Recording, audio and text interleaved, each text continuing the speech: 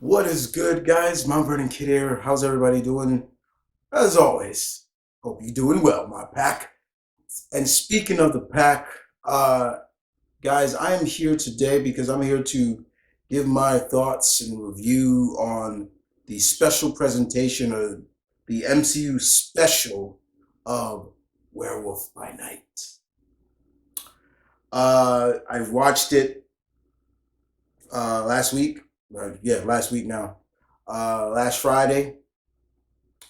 And first and foremost, I got to be real and be honest with you guys. I loved it. It was beautifully well done, well put together. Again, I'm going to get into everything, but I got to say this. Just want to give a shout and love and respect and thanks to everybody who worked on this, from the cinematographer to the camera to the choreographers, everybody, the actors. You all did a beautiful job, and the director himself, I want to thank. I loved every minute of it, from the way Jack looked at in his werewolf form, the practical effects. That was legit practical effects with Jack. That was not CGI at all. I'm looking. I'm like, is that CGI? I'm looking and I'm like, no, that's practical. I love the look, the vibe. I love that they incorporated Elsa Bloodstone, which I was hoping would make her MCU debut. So thank you for that.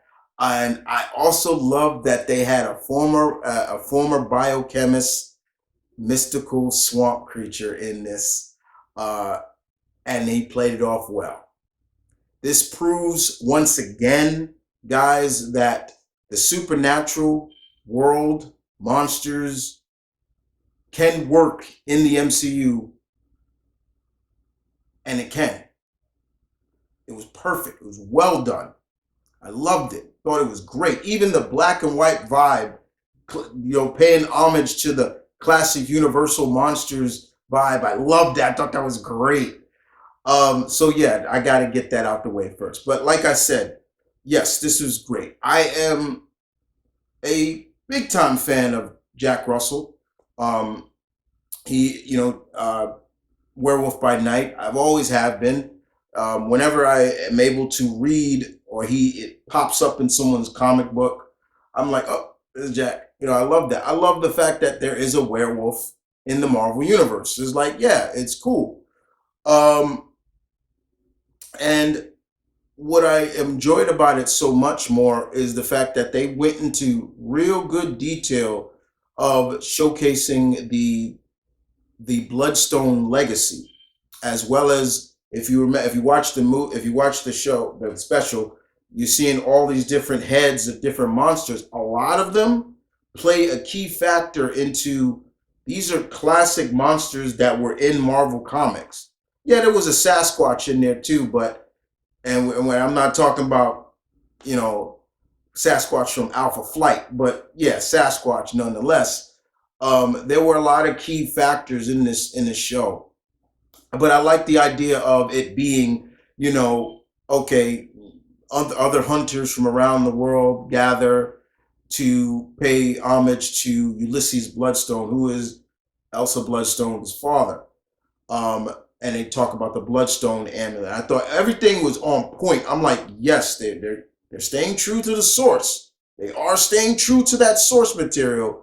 I trust me. I keep track of when they do these things. I'm like, how close to the source material they keep it, and they did. They kept really good source material, and I liked how. But they even incorporated, like, yeah, they showed images of the Avengers, the founding Avengers, and things like that. So it made you. I know a lot of people were probably like, okay, was this, where is this canon? Is this in the MCU? The answer is yes, it is. But I love the case that Jack is there, and he's looked at as a hunter, but he's there to save somebody. And I love that they never give notion of who he's there to save until finally, um, you see him, and I loved it. I thought it was great. Elsa was great. The actress who played Elsa Bloodstone, I liked a lot. Um, Elsa Bloodstone is in that same realm of Blade. She's a monster hunter. She's kind of like, quote unquote, the Van Helsing of the Marvel universe. Her family has been hunting monsters and keeping the world safe for a long time. If you don't know, research the character. But it was great. I really enjoyed that notion of her. But she's kind of like had a falling out with her dad, and I thought that was really interesting what they did.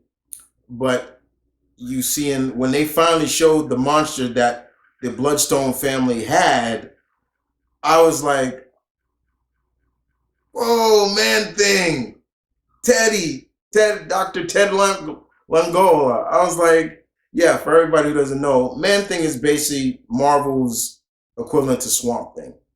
Biochemist turned into lost his humanity, turned into this mystical swamp creature that usually is in Florida. He stays mostly in Florida. Um, but I love that he still has somewhat had his humanity. He recognized, and I like that pairing. Like Jack and him are friends, and I thought that was really good. And the CGI. I mean, for Man Thing, for them to do CGI, I was like, okay.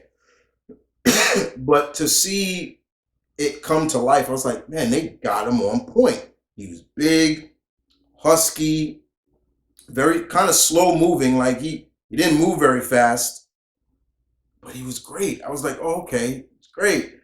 And then my biggest question was was how they're gonna show Jack as the werewolf. When is that gonna come?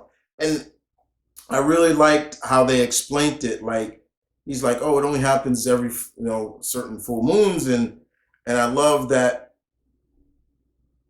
What I loved about it also was when he and Elsa got caught, and he started smelling her, like he was sniffing, and she's like, "What are you doing?" And he's like, from memory, like, and make sure that my other side remembers you, like, so he doesn't attack you. And I thought that was brilliantly done. I was like, okay, that's good, because in certain werewolf films we see that when the man or the woman becomes the werewolf, they seem to forget, and it's just the wolf.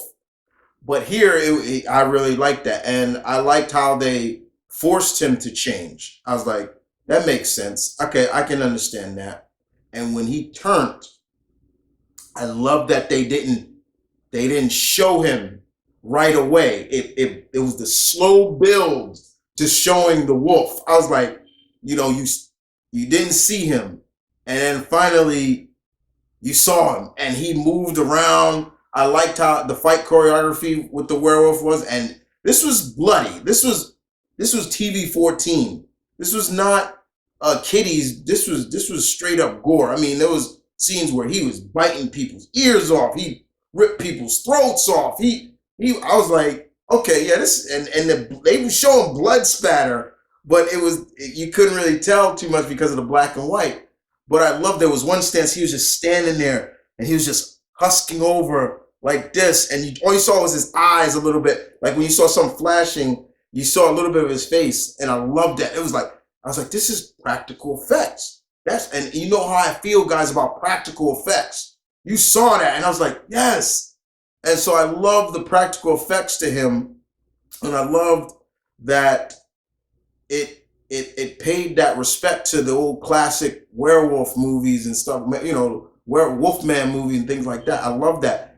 And even when it was all said and done, I love where he did jump on Elsa, and then you could just see him staring at her, and then he gets off and he runs away. And you know and then of course the faithful butler to the Bloodstone family comes in and says, I'm here. And so basically, yeah, Elsa now is the head of the Bloodstone family. And then I like how it transitioned into color. It transitioned into color, like kind of like it did a different take of like the Wizard of Oz. Remember in Wizard of Oz, they at first it was in like the black and white, and then when she went to Oz, it turned to color. I really liked that, and I was wondering if Elsa was going to have like her famous kind of like jacket on, and she kind of did. It was orange reddish, which it was supposed to be, and I really liked that. I thought that was really cool. And then you got to, but I did like when her I guess her stepmother was killed by Man Thing, and I really like what they did with Man Thing. Like he would just disintegrate people.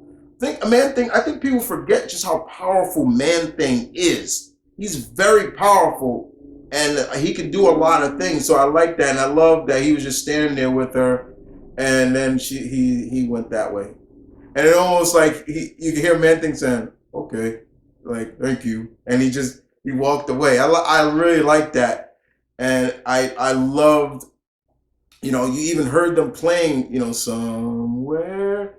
Oh, and when the color came in, and then you saw Jack, and he was back to normal, and Man Thing is right there with him, and they're just talking. To most uh, MCU fans, they're gonna probably say it kind of had a Rocket and Groot vibe. I can understand where people are coming because that's what I saw a couple of reviewers saying that it had a, but I do like that they are like pals, like they're good friends, and he can understand Man Thing, Teddy. That's his name. His name is Ted, so you can understand. I do like that they called him by his real name. Um, but I really enjoyed this. I thought this was great. It was really good, and it would make sense if Marvel did more stuff like this, like special presentations for more of the obscure characters, in my opinion, especially like those horror vibes. And Kevin Feige has said like the future is monsters. Like I don't think this is the end of them. I think we're going to see them again, and it would not surprise me if somewhere down the line, maybe in I don't know which phase or so, we see the MCU equivalent to the Midnight Suns, and Jack and Man Thing are on that team, and they're fighting Lilith or something like that. I would not be surprised if they do that because I would love to see more of that. The actor who played Jack, I was fine with him. I'm like, okay, he's fine. Yes, you hear an accent, but I'm fine. Did have a problem with it too much, but just to see him in the wolf form really was, that's where I was really like I was geeking out because it's like, yes. And then to me as a fan and a reader of the Werewolf by Night, who first appeared, who Moon Knight first appeared in, yes, there you go, remember that. That would be great to see. Wouldn't that be great to see Jack and Moon Knight get together? But the point is to see them bring this character to life. As a comic fan, you geek out. You truly geek out. Once again, I love the unconventional things that people that don't understand. I love seeing that. Like to see him as the werewolf. And trust me, I'm a big werewolf fan. I love werewolves more than I love vampires. But to see Jack in the werewolf form, and that one shot that you see him just standing there husking, like you could tell he's kind of breathing heavy, but you could tell he's about to go ham on somebody, was great. Um, it was just really well done, and I really enjoyed that. This has been a pretty good, pretty this has been pretty good for Marvel. Once again, Marvel, they're showing like, yo, we can do this. I really appreciate what everybody did on this project. If they continue to do stuff like this, like every other Halloween, or do Halloween specials, great. If you can do Werewolf by Night, then there's no excuse. Once again, this is what I say all the time, guys, and I'm gonna leave it with this. There's no excuse that you can't bring in other characters that are obscure or over the top in Marvel. I don't want to hear it. I don't want to hear it. I don't want to hear it from anybody saying, "Oh, they can never do Galactus, the real Galactus." I don't want to hear that.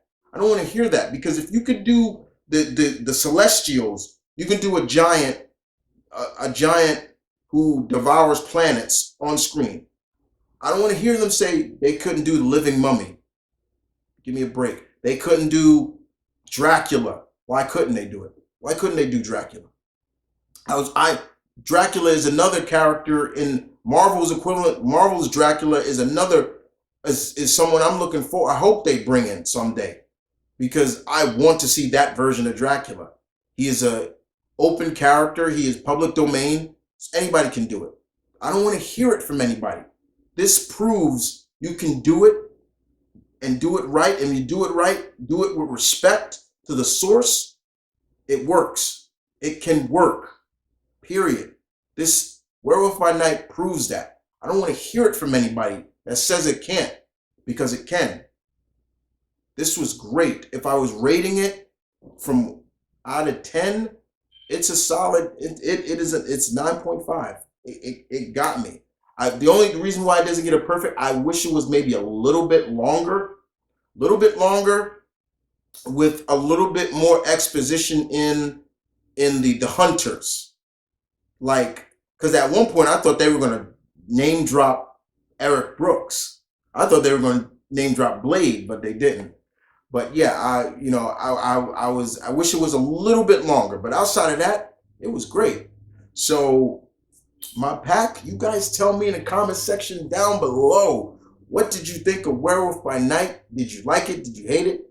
Did you not understand it? And if you have any questions about Werewolf by Night, Jack Russell, don't be scared to ask me in the comment section below. I will give as much knowledge as I can from the knowledge I know of the character. No problem. Feel free, because he's a classic character. He came out around the 70s, so he's been around for like 40 years or so. 40 plus years. So he's been around. And I would love to see, him come back. I'd love to see Man-Thing come back. All these characters. Just don't be afraid to ask. Now, don't forget to like and share and hit the thumbs up. As always, guys, I got merch in the merchandise store down below. And if you want to join the Patreon, feel free. The link in the description down below. You can join down there. Be pretty fun. I have gotten a whole slew of new requests from my Patreons, especially different tiers. I got to start running through them and finishing up a few more. But in the meantime, guys, thank you for watching. Thank you for listening. I will see you guys next time. And